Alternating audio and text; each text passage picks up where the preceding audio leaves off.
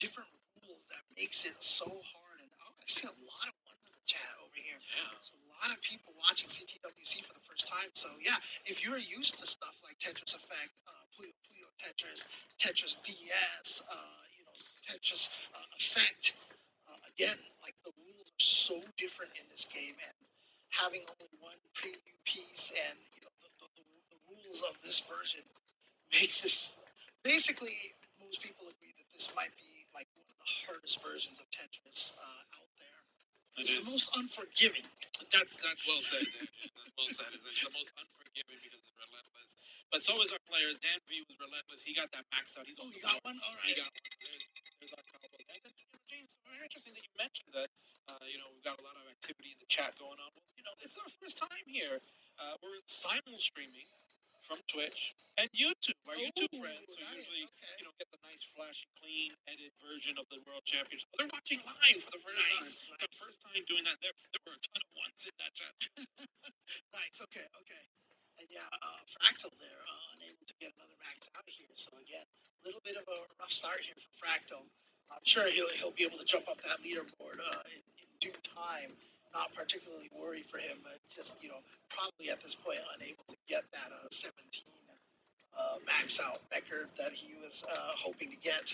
Right. Well, that's a nice lofty goal, but I think at the end of the day, if he's sitting there with at least a top 16 spot, I think that's what you want, right? Is the four players that we're looking here right now? They definitely want to secure a first round bye. You don't want to have to go into a round zero and then potentially have to face someone that might have slipped down to and sneak in.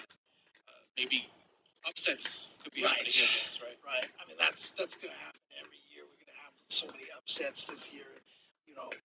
One of the beautiful things about what Joseph did for CTWC was he really kind of, because that Jonas Joseph video went so viral, I think it's up to like 19 million views right now on YouTube. Because that went so viral, it really introduced this to so many players, and all of a sudden, the just flood of new players that we got for CTWC was insane. And yeah, at this point in time, who knows? Anybody could just come out of nowhere and just, all of a sudden be like, I've been secretly practicing. That is so true. That is so true. And that's what the great thing is about, especially when we went to this venue, it seemed like it was a bit of an easier travel for many of our players. And the time of year, too, is also here in the States, kind of the near end for most or over for classes, right? Right. A lot of our younger players are still in school. So think about that. three out of the four here are, in school still, whether it's college or high school. And kids stay in school. Dan, young man, he just finished university over in England not too long ago. Nice. Congratulations.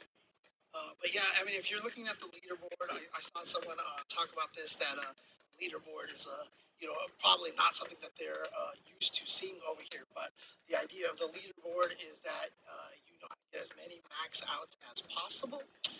So that's what the count is over there. Laser is at the top with 10, but unfortunately the leaderboard right now is a little. They're trying to fix it here. They're trying to fix it. So don't worry, guys. We'll get that all that taken care of for you guys. Yeah. Once that's all said and done, then they'll get that fixed and we can kind of go over the leaderboard there. But what you need to know is that you got 10 max outs from a couple of players. We got Laser and DMJ in that first session. Really working hard to get those max outs. So the question becomes, James, will 10 be enough to get a bye in the first round? It was good enough last year, but who knows this year? It's so great. Every year that we do this, like the requirement to qualify in the top 48. I mean, we've got different skill brackets, so even if you don't make the top 48, you can still make it in one of the other brackets. But again, like the requirements needed to get into the top 48 have changed so much. Before it was like if someone maxed out, you're like guaranteed to get in. Back during the DAS period. But nowadays, yeah, you get 10 max outs, you're still not even. You still might feel a little nervous. You might, yeah. That might not be good enough for a bye, but we'll see. It kind of just is going to be time. That first session was telling that there were some good max out scores. So we got 8 sevens, 5 fours. A couple of years ago, James, you saw 4 max outs on the board. That was like number one. Yeah, you're done. Right? I don't need to play anymore. I'm good. But now it's like when you got to keep going. Yeah, and again, we mentioned the Joseph Jonas match, and always want to take as much time as I can to shout out Jonas, of course, one of the greatest champions, passed away a couple of years ago, and is just one of the all-time best representatives for the scene here. And at the, we used to take place at the Portland Retro Gaming Expo. I guess they're still running a tournament over there. It's the Jonas Cup, and they're going to be that's going to be an all Daz tournament there. So that'll be exciting and a great way to always remember Jonas and to preserve his legacy as well. Yeah, without question. I mean, that's on naming it in his honor. I think really speaks volumes of the mark he left on this community, and I think there would be no better representation than having a dance tournament in his honor at the place he made famous. Let's be honest. A lot of people that go to the retro games go out there. They come for the vendors, they come for all that.